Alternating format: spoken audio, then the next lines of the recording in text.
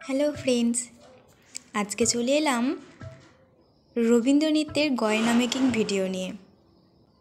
এই গয়নাটা আজকে আমি একটা কিউট বনুর জন্য বানাচ্ছি।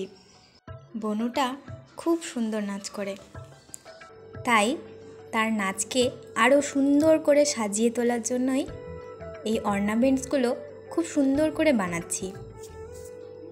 এগুলো বানানোর জন্য প্রথমে একটা কার্ডবোর্ডকে ত্রিভুজাকৃতি করে কেটে নিয়ে পরপর খুব সুন্দরভাবে সেট করে নিতে হবে। খুব সূক্ষ্ম হাতে নিখুঁত করে করলে কাজটা দেখতে আরও সুন্দর লাগবে।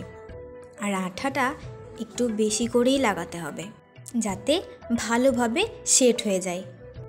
এই বড় মুকুটটাকে আরও শক্ত করার জন্য এর ওপরে আরও কিছু কটন বিডস দিয়ে ভালোভাবে সাজিয়ে নিতে হবে।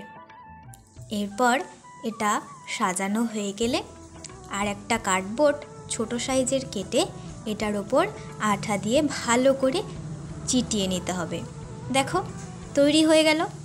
এরপর একে একে বড়, মেজো, ছোট এরকম 3টে মুকুট বানিয়ে নেব।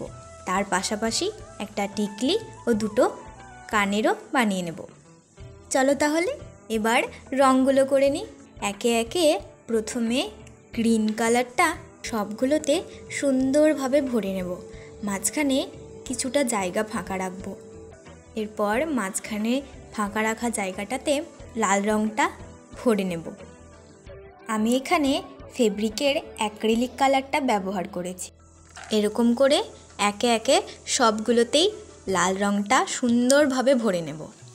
লাল রঙটা ভরার পরও এটার সৌন্দর্যটা ঠিক ফুটছিল না, তাই আমি এইগুলোর ওপর একটু কলকার কাজ করে দিয়েছিলাম। ভুলবশত তার কোনো ভিডিও ক্লিপই নেওয়া হয়নি। দেখো তো এই অর্নামেন্টসগুলো তোমাদের কেমন লাগলো অবশ্যই জানিও। আজকের মতো টাটা, থ্যাংক ইউ।